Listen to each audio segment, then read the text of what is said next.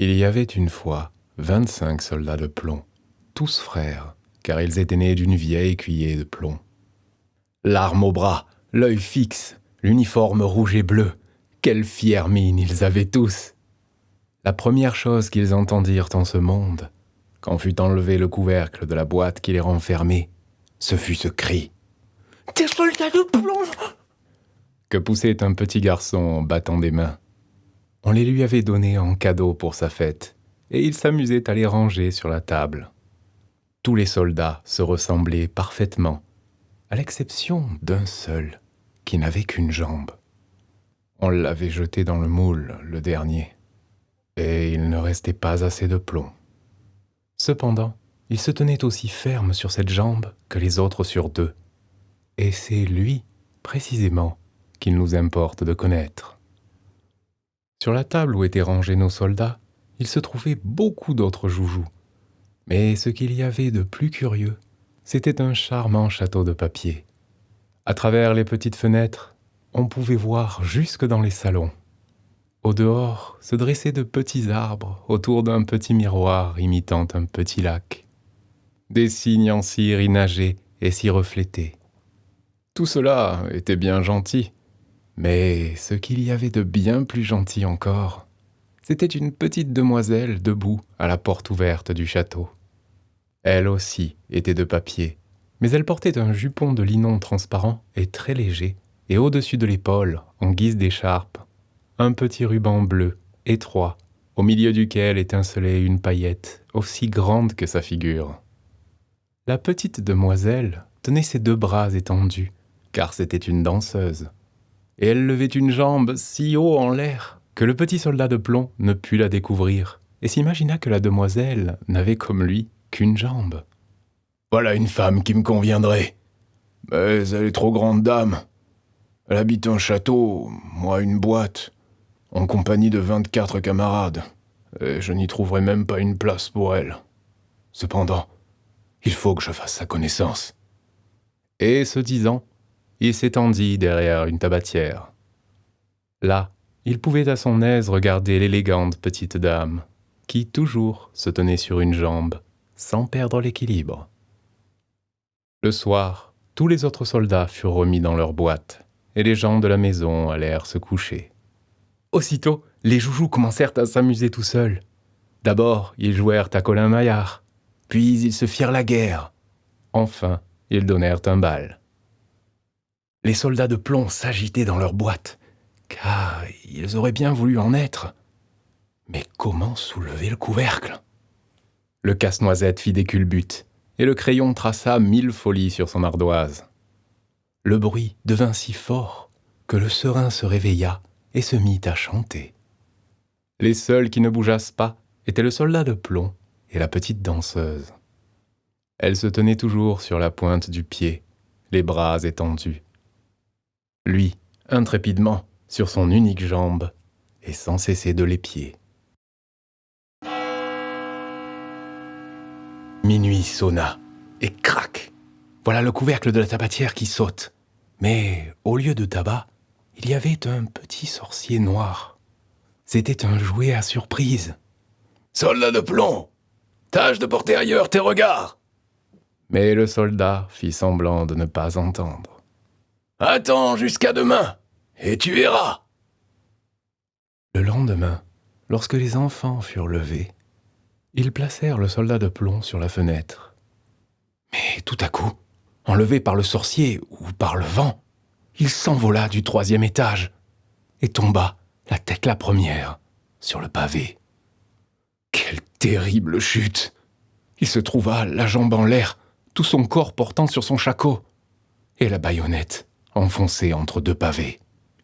La servante et le petit garçon descendirent pour le chercher, mais ils faillirent l'écraser sans le voir. Si le soldat eût crié « Prenez garde !» il l'aurait bien trouvé. Mais il jugea que ce serait déshonorer l'uniforme. La pluie commença à tomber. Les gouttes se suivirent bientôt, sans intervalle. Ce fut alors un vrai déluge. Après l'orage, 2 gamins vinrent à passer. « Hé, par ici ! parti! Voilà un soldat de plomb! Faisons-le naviguer! » Ils construisirent un bateau avec un vieux journal, mirent dedans le soldat de plomb et lui firent descendre le ruisseau. Les deux gamins couraient à côté et battaient des mains. Quel flot, grand Dieu, dans ce ruisseau, que le courant y était fort, mais aussi il avait plu à verse. Le bateau de papier était étrangement ballotté, mais malgré tout ce fracas, le soldat de plomb restait impassible, le regard fixe et l'arme au bras. Tout à coup, le bateau fut poussé dans un petit canal où il faisait aussi noir que dans la boîte aux soldats. « Où vais-je maintenant ?» pensa-t-il. « Oui, c'est le sorcier qui me fait tout ce mal. Cependant, si la petite demoiselle était dans le bateau avec moi, l'obscurité fût-elle 2 fois plus profonde, cela ne me ferait rien. » Bientôt, un gros rat d'eau se présenta. C'était un habitant du canal. « Voyons ton passeport! Ton passeport !» Mais le soldat de plomb garda le silence et serra son fusil. La barque continua sa route et le rat la poursuivit. Il grinçait des dents et criait aux pailles et aux petits bâtons. « Arrêtez-le! Arrêtez-le! Il n'a pas payé son droit de passage! Il n'a pas montré son passeport !» Mais le courant devenu plus fort, toujours plus fort.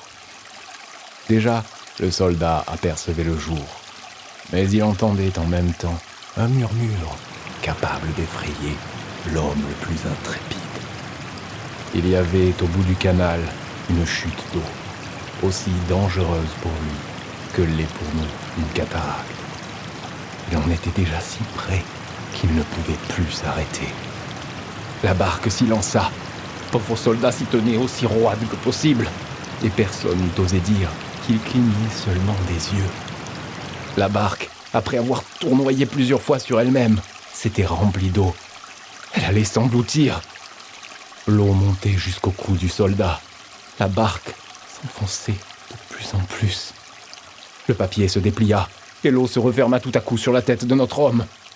Alors, il pensa à la gentille petite danseuse qu'il ne reverrait jamais et crut entendre une voix qui chantait. « Soldat, le péril est grand, voici la mort qui t'attend. » Le papier se déchira et le soldat passa au travers. Au même instant, il fut dévoré par un grand poisson. C'est alors qu'il faisait noir pour le malheureux. C'était pire encore que dans le canal. Et puis, comme il y était serré. Mais, toujours intrépide, le soldat de plomb s'étendit de tout son long, l'arme au bras. Le poisson s'agitait en tous sens et faisait d'affreux mouvements. Enfin, il s'arrêta et un éclair parut le transpercer. Le jour se laissa voir et quelqu'un cria. « Un soldat de plomb !» Le poisson avait été pris, exposé au marché, vendu, porté dans la cuisine, et la cuisinière l'avait ouvert avec un grand couteau. Elle prit avec 2 doigts le soldat de plomb par le milieu du corps, et l'apporta dans la chambre, où tout le monde voulut contempler cet homme remarquable qui avait voyagé dans le ventre d'un poisson. Cependant, le soldat n'en était pas fier. On le plaça sur la table, et là, comme il arrive parfois des choses bizarres dans le monde, il se trouva dans la même chambre d'où il était tombé par la fenêtre. Il reconnut les enfants et les jouets qui étaient sur la table, le charmant château avec la gentille petite danseuse. Elle était toujours une jambe en l'air, elle aussi était intrépide. Le soldat de plomb fut tellement touché qu'il aurait voulu pleurer du plomb. Mais cela n'était pas convenable. Il la regarda. Elle le regarda aussi. Mais ils ne se dirent pas un mot. Tout à coup, un petit garçon le prit et le jeta au feu sans la moindre raison. C'était sans doute le sorcier de la tabatière qui en était la cause. Le soldat de plomb était là, debout, éclairé d'une vive lumière, et éprouvant une chaleur horrible. Toutes ses couleurs avaient disparu. Personne ne pouvait dire si c'était les suites du voyage ou le chagrin. Il regardait toujours la petite demoiselle, et elle aussi le regardait. Il se sentait fondre, mais toujours aussi intrépide. Il tenait l'arme au bras. Soudain s'ouvrit une porte. Le vent enleva la danseuse, et, pareille à une sylphide, elle vola sur le feu près du soldat et disparut en flammes. Le soldat de plomb était devenu d'une petite masse. Le lendemain, lorsque la servante vint enlever les cendres, elle trouva un objet qui avait la forme d'un petit cœur de plomb. Tout ce qui était resté de la danseuse, c'était une paillette que le feu avait rendue toute noire.